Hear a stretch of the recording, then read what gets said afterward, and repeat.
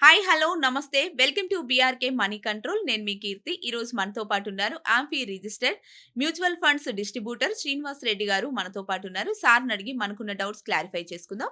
నమస్కారం సార్. నమస్తే అండి. సార్ ఇది ఆహ్, బ్యాలెన్స్ అడ్వాంటేజ్ ఫండ్, మళ్ళీ మల్టీ ఎసెట్ ఫండ్స్ అంటే ఏమిటి? అవి ఇన్వెస్టర్‌కి ఏ విధంగా ఉపయోగపడతాయి సార్? మంచి క్వెషన్ అడిగారండి. ఓకే. బేసిక్‌గా బ్యాలెన్స్ అడ్వాంటేజ్ ఫండ్స్ గానీ, మల్టీ అసెట్ ఫండ్స్ గానీ, మార్కెట్‌లో కన్జర్వేటివ్ ఇన్వెస్టర్ ఎవరైతే ఉన్నారో, అంటే నాకు ఎఫ్‌డి రిటర్న్ సరిపోవట్లేదు. హ్మ్. నాకు ఎఫ్‌డి కన్నా కొంచెం ఎక్కువ రిటర్న్ రావాలి. నా ఫండ్ విపరీతంగా వాలటైల్ అవ్వద్దు. హ్మ్. అంటే మ్యూచువల్ ఫండ్‌లో ఇన్వెస్ట్ చేస్తున్నామంటే ఎంతో కొంత మార్కెట్ రిస్క్ అయితే ఉంటది. హ్మ్. డైరెక్ట్‌గా ఈక్విటీ ఫండ్స్‌లో large cap, mid cap, small క్యాప్‌లో ఉన్నంత నాకు వాలటైలిటీ ఉండొద్దు. నా ఫండ్స్ కొంచెం కన్జర్వేటివ్‌గా ఉండాలి అని ఎవరైతే ఫీల్ అవుతారో, హ్మ్. అలాంటి వాళ్ళకి బ్యాలెన్స్ అడ్వాంటేజ్ ఫండ్ గానీ, మల్టీ అసెట్ ఫండ్ గానీ పర్ఫెక్ట్‌గా సూట్ అవుతాయి. వాళ్ళ ఇన్వెస్ట్‌మెంట్ స్ట్రాటజీని బట్టి. హ్మ్. ఎందుకు అంటే ఇవాళ మనం అంటే ఇంట్రెస్ట్ రేట్స్ కొంచెం పెరిగిన తర్వాత ఇవాళ 7, 7.5 దాకా ఇంట్రెస్ట్ రేట్లు ఉన్నాయి గానీ ఎఫ్‌డి మీద. హ్మ్. ఒక టైంలో 6, 6.5కి వచ్చిన సందర్భం. హ్మ్. వాళ్ళు 30% టాక్స్ బ్రాకెట్‌లో ఉంటే గనక హ్మ్. వాళ్ళ రియల్ రిటర్న్ కాలిక్యులేట్ చేసుకుంటే బిలో 4% రిటర్న్ మాత్రమే వాళ్ళకొస్తుంది. హ్మ్. బిలో 4% రిటర్న్ ఒక పక్కన వస్తుంటే, హ్మ్. ఒక పక్కన ఇన్‌ఫ్లేషన్ అనేది విపరీతంగా పెరుగుతున్నప్పుడు హ్మ్. 7%, 8% ఇన్‌ఫ్లేషన్ పెరుగుతున్నప్పుడు ఎవరైతే ఎఫ్‌డిలో నా ఇన్వెస్ట్‌మెంట్ పెట్టుకొని మంత్లీ తీసుకొని హ్మ్.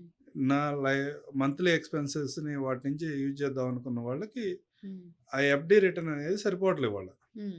అలాంటి తరుణంలో మ్యూచువల్ ఫండ్స్ ఒక ఇన్నోవేటివ్ థాట్‌తో హ్మ్. అంటే చాలా కాలం నుంచి ఉన్న ఇవే ఫండ్స్ హ్మ్. రీసెంట్‌గా కొ కొన్ని చేంజెస్ ద్వారా ఓకే. సెబీ కొన్ని చేంజెస్ చేయడం ద్వారా ఈ కేటగిరీని మంచిగా ఫేమస్ చేసింది. హ్మ్. ఫేమస్ చేయడం వల్ల ఏంటంటే బ్యాలెన్స్ అడ్వాంటేజ్ పర్టిక్యులర్‌గా బ్యాలెన్స్ అడ్వాంటేజ్ మాట్లాడితే హ్మ్. మార్కెట్ కండిషన్ బట్టి అంటే హ్మ్. అసెట్ అలొకేషన్ చేసుకోండి.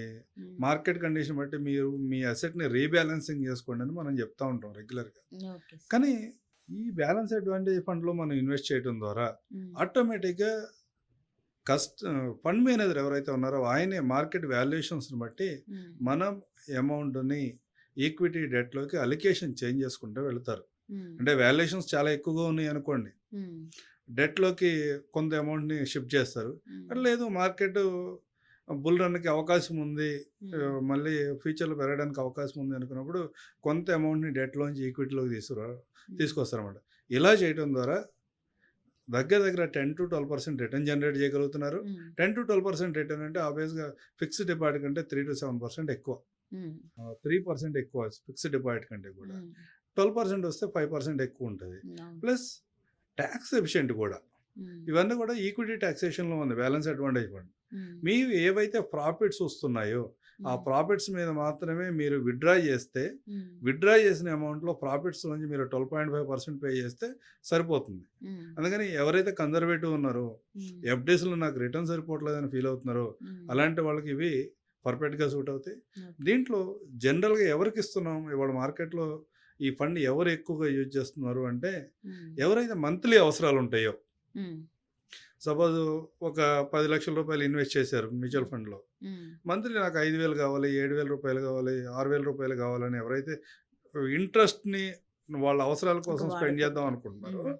వాళ్ళందరికి కూడా ఎస్‌డబ్ల్యూపీ అనే ఆప్షన్ ద్వారా సిస్టమాటిక్ విత్‌డ్రాయల్ హ్మ్. ప్లాన్ అనే ఆప్షన్ ద్వారా ఈ ఫండ్స్‌లో ఇన్వెస్ట్ చేసి కొంత కొంత అమౌంట్‌ని ప్రతి నెల ఇచ్చుకుంటూ వెళ్తాము. హ్మ్. ఓవర్ ద పీరియడ్ ఒక 5, 10, 15 సంవత్సరాల్లో మీ ప్రిన్సిపల్ కూడా అప్రిషియేట్ అవుతుంది. హ్మ్. ప్రిన్సిపల్ అప్రిషియేట్ అవుతుంటే ఏం జరుగుతుంది? ఇన్‌ఫ్లేషన్ తగ్గట్టుగా ఖర్చులైతే పెరుగుతాయి. అవును సార్. ఖర్చులు పెరిగినప్పుడు ఏం చేస్తాం? మన ఇన్‌ఫ్లే ప్రిన్సిపల్ ఏదైతే ఇంక్రీజ్ అవుతుందో, ఆ ప్రిన్సిపల్‌లోంచి కొంత కొంత అమౌంట్‌ని మనం విత్‌డ్రాయల్‌ని ఇంక్రీజ్ చేసుకుంటూ వెళ్తే ఎవ్రీ 5 ఇయర్స్‌కి ఒకసారి ఓ 20%, 15% విత్‌డ్రాయల్ కూడా ఇంక్రీజ్ చేసుకుంటూ వెళ్తే, హ్మ్. అతని డైలీ ఎక్స్‌పెన్సెస్ అన్నిటికి మీట్ అవ్వడానికి ఇది అవకాశం ఉంటది. అవును సార్. అట్లా కాదు, చాలా కన్జర్వేటివ్ ఇన్వెస్టర్. హ్మ్. అతను మంత్లీ అవసరం ఏమి లేదు గానీ, హ్మ్. ఎఫ్‌డి కన్నా కొంచెం ఎక్కువ రిటర్న్ రావాలి అని ఫీల్ అయ్యే వాళ్ళకి కూడా ఇలాంటి ఫండ్స్‌లో మనం ఇన్వెస్ట్ చేయించి, ఎవరైతే 5 years, 7 years long term FD చేస్తారో వాళ్ళకి ఇది సజెస్ట్ చేయొచ్చు. హ్మ్. అలాగే multi asset fund. Hmm. Multi asset compare to balance అడ్వాంటేజ్‌తో పోల్చుకున్నప్పుడు కొంచెం ఎక్కువ రిటర్న్ జనరేట్ చేయడానికి అవకాశం ఉంటది. హ్మ్. ఎందుకు ఎక్కువ రిటర్న్ జనరేట్ చేస్తుందంటే మల్టీ అసెట్‌లో మీ పేరులోనే కనబడుతుంది. మల్టీ అవును. అసెట్ అనే అవును. మల్టీ అనేది. అంటే ఈక్విటీలో ఇన్వెస్ట్ చేస్తాం, డెట్‌లో ఇన్వెస్ట్ చేస్తాం. హ్మ్. అట్లాగే ప్రీషియస్ మెటల్స్‌లో కూడా ఇన్వెస్ట్ చేస్తాం. హ్మ్. కొన్ని ఫండ్స్ పర్టిక్యులర్‌గా ఓన్లీ గోల్డ్‌లోనే ఇన్వెస్ట్ చేస్తాయి. అవును. కొన్ని ఫండ్స్ వచ్చేపాటికి గోల్డ్‌తో పాటు సిల్వర్ రకరకాల మెటల్స్‌లో కూడా ఇన్వెస్ట్ చేస్తా ఉంటాయి. దానివల్ల ఏమవుతుందంటే మార్కెట్ కండిషన్స్ కొంచెం ఇబ్బందికరంగా ఉన్నప్పుడు, హ్మ్. అన్‌సర్టెనిటీ ఉన్నప్పుడు గోల్డ్‌లో ఎప్పుడు కూడా రిటర్న్ బ్రహ్మాండంగా ఉంటది. అవును మీ సార్. పోర్ట్‌ఫోలియోని యావరేజ్ చేయడానికి హ్మ్. అంటే లాసెస్ విపరీతంగా ఉండకుండా చూసుకోవడానికి మల్టీ అసెట్ అనేది ఉపయోగపడుతుంది. అవును. ఈ 2 ఫండ్స్ కూడా హ్మ్. వీటిలో ఇన్వెస్ట్ చేయడం ద్వారా మీరు హ్మ్. మీ ఎఫ్‌డి రిటర్న్ కంటే ఎక్కువ రిటర్న్ జనరేట్ చేయగలుగుతారు. హ్మ్. ఈ టైప్ ఆఫ్ ఫండ్స్‌లో ఎవరైతే ఇన్వెస్ట్ చేశారో హ్మ్. వాళ్ళు మంత్లీ రిటర్న్ గనక వాళ్ళు మంత్లీ వాళ్ళ అవసరాల కోసం వాళ్ళు మనీని విత్‌డ్రా చేసుకోవాలనుకున్నప్పుడు కూడా హ్మ్. ఈ కాన్సెప్ట్‌లో ఇన్వెస్ట్ చేయడం ద్వారా వాళ్ళ ప్రిన్సిపల్ అమౌంట్ పెద్దగా వాలటైల్ కాకుండా ఉంటది. హ్మ్. సెక్యూర్‌గా ఉంటది. ప్లస్ మంత్లీ వాళ్ళకి ఏదైతే అవసరాలున్నాయో అవసరాలను కూడా వీళ్ళు తీర్చుకోవచ్చు. హ్మ్. అట్లా కాదు రెండో ఆప్షన్ గురించి కూడా మాట్లాడుకోవచ్చు. హ్మ్. చాలామంది వెల్త్ క్రియేషన్ కోసం మ్యూచువల్ ఫండ్‌లో ఇన్వెస్ట్ చేస్తారు. అవును సార్. అంటే వాళ్ళ మంత్లీ అవసరాలకు కూడా పెన్షన్ ఉంటది. అవును. లేతే సాలరీ ఉంటది. లేదా అదర్ సోర్సెస్ ఆఫ్ ఇన్‌కమ్ ఉంటాయి. అవును సార్. అలాంటి వాళ్ళు కూడా నా ప్రిన్సిపల్ అమౌంట్. చాలా కన్జర్వేటివ్‌గా ఉండాలి. హ్మ్. ప్రిన్సిపల్‌లో పెద్దగా రిస్క్ ఉండకూడదు హ్మ్. అనుకునే వాళ్ళకి డైరెక్ట్‌గా మల్టీ అసెట్ బ్యాలెన్స్ అడ్వాంటేజ్ కేటగిరీలో ఇన్వెస్ట్ చేసి హ్మ్. అట్లాగే హోల్డ్ చేయొచ్చు. హ్మ్. లేదా రెండో విధంగా అంటే అక్కడి నుంచి ఎస్‌డబ్ల్యూపీ అనే ఏదైతే ఇందాక కాన్సెప్ట్ మాట్లాడామో హ్మ్. ఆ ఎస్‌డబ్ల్యూపీ ద్వారా తీ తీసుకునే అమౌంట్‌ని హ్మ్. కాకుండా ఎస్‌టిపి రూపంలో హ్మ్. మంత్లీ ఎస్‌టిపి ద్వారా వేరే టార్గెట్ ఈక్విటీ ఫండ్‌లోకి ట్రాన్స్‌ఫర్ చేసాం. హ్మ్. లేదా ఎస్‌డబ్ల్యూపీ ఇచ్చి అక్కడి నుంచి వేరే టార్గెట్ ఈక్విటీ ఫండ్‌లోకి ట్రాన్స్‌ఫర్ చేసి వాళ్ళ రిటర్న్‌ని 2, 3% బూస్ట్ చేయడానికి కూడా అవకాశం ఉంటది. ఈ 2 ఫండ్స్‌లో కూడా ఈ 2 ఓకే. కేటగిరీస్ కూడా హ్మ్.